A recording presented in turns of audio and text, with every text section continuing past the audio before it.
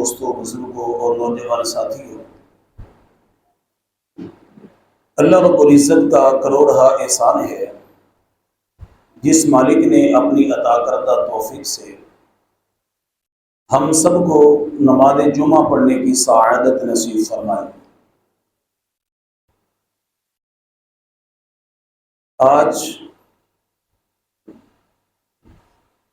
24 سفر المظفر ہے، اسی کی مناسبت سے آپ احباب کے سامنے قرآن مجید فرقان حمید کی ایک آیات کریمہ پڑھنے کا شرف حاصل کیا۔ دعا فرمائیں کریم اللہ اپنے حبیب کا صدقہ مجھے عرض کرنے اور ہم سب کو سن کر عمل کی توفیق عطا فرمائے۔ اللہ کریم وحدہ لا شریک نے قرآن مجید فرقان حمید میں ارشاد فرمایا، ان الذین آمنوا، بے شک وہ لوگ جو ایمان لے آئے، وعملوا الصالحات اور اچھے عمل کیے، اولئک ھم خیر البریہ، وہ لوگ مخلوق میں سب سے زیادہ بہتر ہے۔ جن کا عمل اچھا ہو اور عمل سے پہلے ایمان کامل ہو، اللہ فرماتا ہے کہ ان لوگوں کو ہم پھر مقام بھی بلند و بالا عطا فرما دیتے ہیں، ان کو عزت بھی بہت بڑی دیتے ہیں، عظمت بھی دیتے ہیں، ان کا مقام بھی بلند و بالا فرما دیتے ہیں۔ 25 سفر المظفر اعلیٰ حضرت عظیم المرتبت عظیم البرکت الشاہ امام احمد رضا خان فاضل بریلی رحمۃ اللہ تعالی علیہ، آپ کا وصال با کمال ہے۔ یہ وہ اعلیٰ حضرت عظیم البرکت علیہ رحمت 1272 ہجری کو 10 شوال المکرم کو آپ کی ولادت باسعادت ہوئی، اور یہ وہ اعلیٰ حضرت ہیں جن کی نسبت کی وجہ سے آج ہم اپنے آپ کو بریلوی کہلاتے ہیں۔ یہ بریلوی کوئی مسلک نہیں ہے، اہل سنت و جماعت یہ مسلک ہے، اور مذہب ہمارا اسلام ہے۔ حنفی ہم ایک امام اعظم ابو حنیفہ جن کا نعمان بن ثابت نام ہے، ان کے ہم مقلد ہیں، تو ہم اپنے آپ کو فقہی اعتبار سے حنفی کہلاتے ہیں، اور ان بزرگوں کی نسبت سے ہم اپنے آپ کو بریلوی کہلاتے ہیں کہ ہر بزرگ کی کوئی نہ کوئی نسبت ہوتی ہے۔ اگر کوئی سلسلہ نقش بند کے کسی بزرگ کا مرید ہے، اس کے ساتھ تعلق اور نسبت ہے، وہ اپنے آپ کو نقش بندی کہلواتا ہے۔ جو سلطان العارفین سخی سلطان باہو رحمۃ اللہ تعالی علیہ ان کے ساتھ کسی کی نسبت ہے، وہ اپنے آپ کو سلطانی سربری قادری کہلاتا ہے۔ جو سیدنا شیخ عبد القادر جیلانی رضی اللہ تعالیٰ عنہ ان کے ساتھ کسی کی نسبت ہے، تو وہ اپنے آپ کو قادری کہلاتا ہے۔ تو ہر بزرگ کے ساتھ جس کے ساتھ نسبت ہوتی ہے، اسی نسبت کے اعتبار سے اپنے آپ کو پکارا جاتا ہے۔ تو اہل سنت اپنے آپ کو بریلوی مسلکن نہیں کہتے، بلکہ ایک بزرگ کے ساتھ نسبت کرتے ہوئے اپنے آپ کو بریلوی کہتے ہیں۔ تو مسلک ہمارا اہل سنت و جماعت ہی ہے، تو ہم ایک بزرگ کے ساتھ نسبت کرتے ہوئے اپنے آپ کو بریلوی کہتے ہیں۔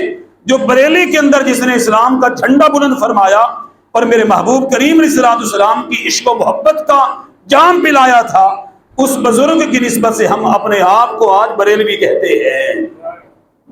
اونچے وہاں سے کہہ دو سبحان اللہ۔ تو یہ بریلی کے اندر رہنے والا کوئی عام سا بندہ نہیں ہے، یہ وہ بندہ ہے کہ جس نے اللہ کے فضل و کرم سے 1 مہینے کے اندر قرآن کریم کو حفظ کیا تھا۔ گج بج کے بولو سبحان اللہ۔ کتنے مہینوں کے اندر؟ 1 مہینوں کے اندر۔ آج لوگ ہوتے ہیں نا کہ جس کو جو لقب جس کا نہیں ہوتا، اگر وہی لقب اس کو دے دیا جائے بڑی خوشی محسوس ہوتی ہے۔ اگر کوئی خیر حاجی ہو تو اس کو حاجی کا لقب دے دیا جائے، بڑی خوشی محسوس ہوتی ہے کہ جناب مجھے بھی حاجی کہہ دیا گیا۔ اگر کوئی خیر نمازی ہو اس کو نمازی کہہ دیا جائے، بڑا خوش ہوگا کہ مجھے یہ لقب مل گیا، حالانکہ اس کے اندر وہ صفت نہیں ہوتی۔ اسی طریقے سے دنیا کی کوئی بھی صفت جس انسان کے اندر موجود نہ ہو، اگر وہی صفت مالا لقب اس کو دے دیا جائے، بڑا خوش ہو جاتا ہے۔ لیکن اعلیٰ حضرت عظیم البرکت علیہ رحمت آپ حافظ قرآن نہیں تھے ابتدا میں، آپ حافظ قرآن نہیں تھے، کسی بزرگ نے کہہ دیا، کسی وڈیرے نے کہہ دیا، عوام نے کہہ دیا حافظ صاحب کیا حال ہے، تو آپ نے کہا اللہ کے بندو میں حافظ نہیں ہوں، آپ مجھے حافظ کہہ رہے ہو، میں حافظ نہیں ہوں۔ پھر بھی کریم اللہ وحدہ لا شریک کی بارگاہ میں عرض کیا اللہ جیسے لوگ مجھے کہتے ہیں نا جو صفت میرے اندر موجود نہیں ہے اسی صفات کے ساتھ مجھے لقب دیتے ہیں، اللہ ان لوگوں کی بات سچی کر دے، مجھے بھی حافظ قرآن بنا دے۔ مجھے وہاں سے بولو مجھے بھی حافظ قرآن بنا دو۔ لوگ وہ لقب جو انسان کی صفت بھی نہ ہو سن کر خوش ہو جاتے ہیں، لیکن اعلیٰ حضرت عظیم البرکت رب کی بارگاہ میں عرض کرتے ہیں اللہ جو میرے اندر صفات موجود نہیں ہیں لوگ مجھے وہ صفت کے ساتھ ملقب کر کے وہی لقب دے کر مجھے پکارتے ہیں، اللہ لوگوں کی باتوں کے مطابق مجھے بھی حافظ بنا دے تاکہ ان کا جملہ غلط ثابت نہ ہو، وہ صفات میرے اندر بھی پائی جائیں، اللہ مجھے حافظ قرآن بنا دے۔ اللہ کریم وحدہ لا شریک نے ایسا شرح صدر عطا فرمایا، ایسے سینہ کھولا، ایسے کریم اللہ نے کرم فرما دیا کہ مغرب کے بعد آپ جناب والا باوضو ہو کر عشاء کی تیاری میں آپ ایک روزانہ سپارہ پڑھا کرتے تھے، جو ایک روزانہ سپارہ آپ نادرے پڑھا کرتے تھے، اللہ کے فضل و کرم سے وہ ایک سپارہ آپ کو زبانی یاد ہو جایا کرتا تھا۔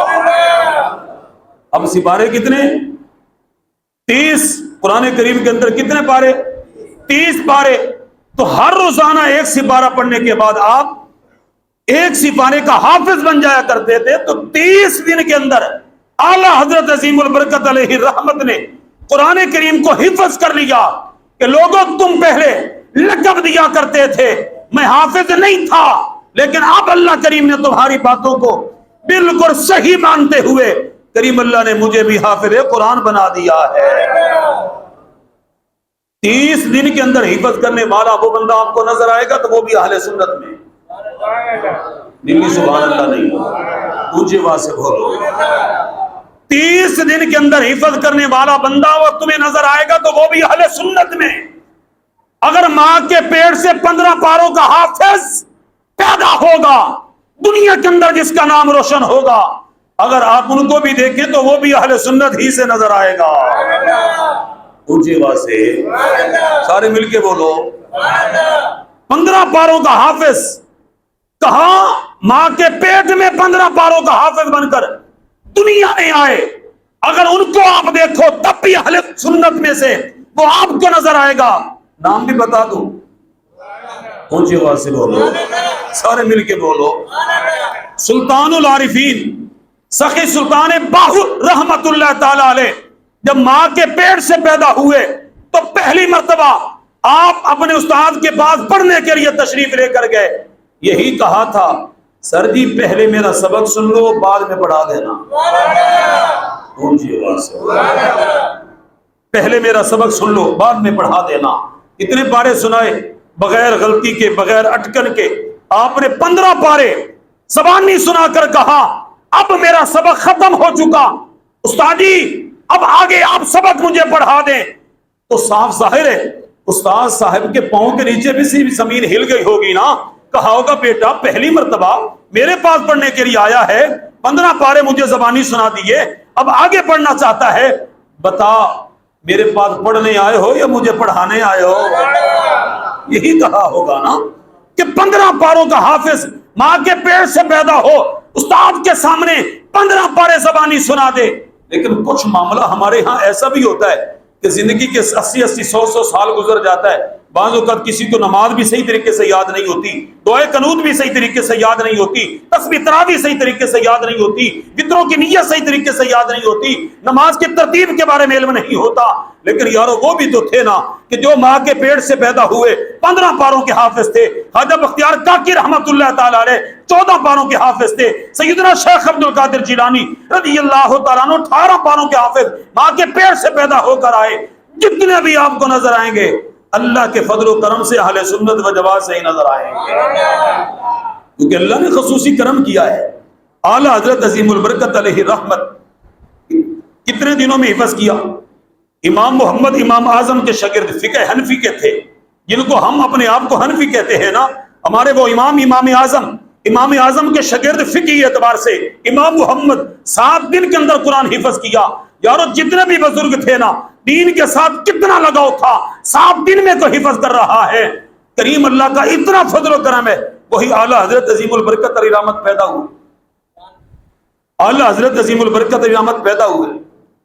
جب پیدا ہوئے تو پیدا ہونے کے بعد جناب عمر تھوڑی، اب تھوڑی عمر کے اندر آپ کو ماحول کے مطابق، معاملات کے مطابق آپ کو استاد بلا کر جناب سپارہ یاد کروانا کہا گیا۔ آپ ان کو نورانی قاعدہ پڑھا دیں، ابتدا میں یسر والا قرآن پڑھا دیں تاکہ ان کو علی بات حروف تہجی کے بارے میں پہچان ہو جائے۔ انہوں نے پڑھانا شروع کیا۔ جب پڑھا نا تو آپ بھی پڑھتے، نورانی قاعدہ ہو، رحمانی قاعدہ ہو، مدنی قاعدہ ہو، کوئی بھی ہو، تو آپ الف با تا سے لے کر یا تک جب مکمل پڑھ لیتے ہیں، اس کے بعد جو دوسری تختی آتی ہے نا، تو وہاں پر الف کے فوراً بعد آتا ہے لام الف، الف کے فوراً بعد آتا ہے لام الف۔ یہ لام الف جب آیا نا، استاد سے پڑھانے لگے، پڑھو بیٹا لام الف۔ آپ نے فرمایا رک گئے، آپ رک گئے۔ سر جی مجھے یہ بتاؤ، الف سے لے کر یا تک حروف تہجی ہم نے پڑھے، 1 2 3 4 5 نہیں ہے، یہ 29 حروف ہے، 29 حروف ہے۔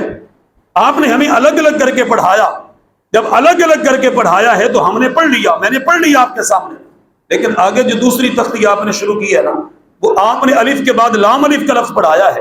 حالانکہ الف کے ساتھ کسی اور لفظ کا تعلق بھی ہو سکتا تھا، با الف بھی کہا جا سکتا تھا، الف با بھی کہا جا سکتا تھا، تا الف بھی کہا جا سکتا تھا، سبھی اور لفظ بھی جوڑا جا سکتا تھا۔ آپ نے الف کے فوراً بعد لام الف کو کیوں جوڑا ہے؟ اس کی وجہ کیا ہے؟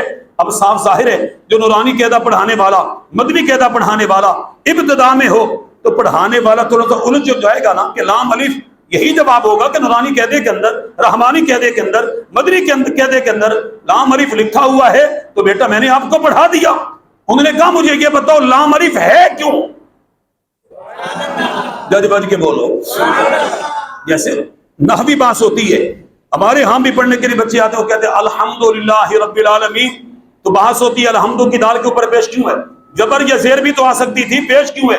جواب کریے سے دیا جاتا ہے کہ اس طریقے سے بیٹا زیر بھی نہیں آ سکتی، زبر بھی نہیں آ سکتی، پیش آئے گا تو وجہ کیا ہے؟ مبتدا ہونے کی وجہ سے۔ تو مبتدا کوئی بھی اسم جب عوامل لفظی سے خالی ہوتا ہے مرفوع پڑھا جاتا ہے۔ اعلیٰ حضرت نے سوال کر لیے، بتاؤ لام کے بعد الف، الف لام الف کیوں ہے؟ استاد صاحب خاموش، استاد صاحب خاموش ہو گئے۔ یہی بات آپ کے دادا جان، آپ کے بابا حضور کو پتہ چلا۔ انہوں نے فرمایا معاملہ کیا ہے؟ تو انہوں نے جب سوال کیا، پوچھا کہ معاملہ یہ ہے کہ جناب لام الف پڑھتے ہوئے آپ رک گئے، آپ نے فرمایا لام الف کیوں ہے؟ تو اس وقت آپ نے فرمایا کہ میرے بیٹے کا سوال بڑا گہرائی والا ہے، بڑا گہرائی والا سوال ہے، بڑی گہرائی والا سوال ہے، اس کو کوئی بھی نہیں سمجھ سکتا۔ وہ سوال کیا ہے؟ آپ نے فرمایا بیٹا بات سنو، الف کا تعلق لام کے ساتھ، لام کا تعلق الف کے ساتھ اتنا گہرا ہے، الف لام کے لیے قلب ہے، یعنی دل ہے، لام الف کے لیے قلب ہے۔ اردو کے اندر الف کو لکھو تو لام درمیان میں آتی ہے، لام کو اردو کے اندر لکھو الف درمیان میں آتی ہے، تو الف لکھتے ہوئے لام الف کا دل بنتا ہے، الف لکھتے ہوئے لام الف کا دل بنے گا، لام لکھتے ہوئے الف لام کا دل بنے گا۔ فرمایا ان کا قلبی تعلق ہے، اس لیے لام کے بعد لام الف لکھا ہوا ہے۔ اتنا گہرا تعلق کسی اور لفظ کا نہیں ہے، اتنا گہرا تعلق اس کا ہے۔ فرمایا اس لیے لام الف آیا ہے۔ وہ اعلیٰ حضرت عظیم البرکت علیہ رحمت، جنہوں نے جناب ساری زندگی قرآن و حدیث کے پیچھے لگا دی، اونچے وہاں سے بولو، سارے مل کے بولو، ادھر لگا دی ساری زندگی قرآن و حدیث کی طرف۔ اللہ نے اسی طرف اشارہ فرمایا، فرمایا ان الذین آمنوا وعملوا الصالحات اولئک هم خیر البریہ۔ فرمایا جو لوگ ایمان والے بھی ہیں، عمل بھی ان کا اچھا ہے، مخلوق میں سب سے زیادہ بہتر ہے۔ ایمان بھی کامل، عمل بھی اچھا، مخلوق میں کامل۔ فرمایا مخلوق میں کامل ہونا چاہتے ہو، ایمان کے بعد اپنا عمل، اپنا کردار درست کر لو۔ فرمایا پھر دیکھنا کہ دنیا کے اندر بھی تمہارا نام روشن ہو جائے گا، قبر و حشر میں بھی روشن ہو جائے گا۔ گجے بھر کے بولو، دنیا میں بھی روشن، قبر و حشر میں بھی روشن، دنیا میں بھی روشن۔ معاملہ کیا ہے؟ ایمان کامل ہو، اس کے بعد عمل اچھا ہو، مخلوق میں بہتر کریم اللہ تمہیں بنا دے گا۔ اللہ کریم وحدہ لا شریک تو فرماتا ہے بندے میری بارگاہ میں آ، بندے میرے پاس آ، جب تو اپنے ایمان کے ساتھ عمل اچھا لے کر آئے گا نا، پھر دیکھنا صحیح کہ کریم اللہ وحدہ لا شریک کرم کیسے فرماتا ہے، کیسے کرم فرماتا ہے۔ بے شک آج آپ لوگوں کے سامنے ایک دنیا کے اندر مثال موجود ہے۔ ارشد ندیم ایک دنیا کا فرد ہے کہ جس نے جناب ایک سٹک، ایک سوٹی، ایک ڈنڈا، ایک لاٹھی کھینچی تھی، ماری تھی، تو جناب آج اس کو انعامات سے نوازا جا رہا ہے کہ جناب اس نے سٹک پھینکی، اس نے یہ کیا، اس نے فلاں کیا، تو ان کو انعاموں سے نوازا جا رہا ہے۔ لیکن ایک 52 ممالک کے قرہ حضرات بھی اکٹھے تھے، ان میں سے ایک ننھا منا پاکستان کا بھی تھا جس نے قرآن کریم کی تلاوت کر کے پورے پاکستان کا نام روشن کیا۔ وہاں تو نہ جناب والا کسی اور نے ان کو انعام دیا، اگر حکومت کی طرف سے انعام ملا تو صرف 2 لاکھ۔ توجہ ہو تو سبحان اللہ، اتنا انعام 52 ممالک کے اندر قرآن کریم کی تلاوت کر کے اپنے آپ کو خوش کرنے والا، پورے پاکستان کا نام روشن کرنے والا، جن کو جناب انعام دیا جا رہا ہے صرف 2۔ ارشد ندیم نے سٹک ماری، نام پاکستان کا بے شک روشن کیا۔ تمہیں پتا ہے اگر قرآن پڑھ کے کوئی نام روشن کرے، انعام کے اندر حکومت 2 لاکھ دے، اگر سٹک مار کے پاکستان کا روشن نام کرے تو جناب وزیر اعظم کی طرف سے 15 کروڑ کا انعام ہو، وزیر اعلیٰ کی طرف سے 10 کروڑ کا انعام ہو، صدر پاکستان کی طرف سے 10 کروڑ کا انعام ہو، ادھر عوام بھوکی مر رہی ہو، ایک ایک لقمے کے لیے ترس رہی ہو، ادھر سٹک مارنے والے کو اتنی ترجیح دی جائے، قرآن پڑھنے والے کو، قرآن پڑھ کر نام روشن کرنے والے کو صرف 2 لاکھ دیا جائے، پاکستان کے اندر جناب والا بم تیار کرنے والے کو، اسلحہ تیار کرنے والے کو کمیشن اور پینشن بھی نہ دی جائے، ان کو بھی رلا دیا جائے، تو یہ معاملہ اسلام کی موافقت میں نہیں ہے۔ اسلام کی موافقت میں یہ ہے، فرمایا نام روشن کرو اسلام کا، اسلام کے نام پہ، فرمایا کہ جب شریعت مطہرہ کے پیچھے تم چلو گے نا تو کریم اللہ تمہارا ہمیشہ کے لیے نام روشن فرما دے گا۔ اب ہم آتے ہیں اپنے موضوع کی طرف، آخری بات، توجہ تو سبحان اللہ اونچی۔ فرمایا کس کا روشن کرنا ہے نام؟ ہم نے اسلام کا۔ اسلام کے مراکز کو کس نے قائم کرنا ہے؟ ہم نے۔ اسلام کے مراکز کو کامیاب کس نے کرنا ہے؟ مسلمانوں نے۔ اسلام کے مراکز سے محبت پیار کس نے کرنا ہے؟ مسلمانوں نے۔ تو آج ہم نے اس دنیا کے اندر ہم نے کیا کرنا ہے؟ جو ہمارے ہاں کام بہترین ہے، بالکل ایسا کام ہے کہ ہم دنیا میں کر جائیں تو قبر میں بھی وہی کام آئے گا، دنیا میں بھی وہی کام آئے گا، اور کل حشر کے میدان میں بھی وہی کام آئے گا۔ ایک مثال، اس کے بعد اپنی بات کمپلیٹ کریں۔ ایک بزرگ صاحب تھے تو انہوں نے کہا اپنے کسی خاص مرید سے 3 روپے مجھ سے لے لو۔ اب توجہ کرنی اس مسئلے پہ، 3 روپے لے لو، 1 روپے کی وہ چیز لے کر آؤ جس کا ثواب صرف دنیا میں ہو، جس کا ثواب صرف، اونچی آواز سے بولو، جس کا ثواب صرف دنیا میں ہو۔ 1 روپے کی وہ چیز خرید لے کر لاؤ، وہ چیز خرید کر لاؤ جس کا ثواب دنیا میں بھی ہو، حشر کے میدان میں بھی ہو۔ 1 روپے کی وہ چیز لے کر آؤ جس کا ثواب نہ دنیا میں ہو نہ آخرت میں ہو۔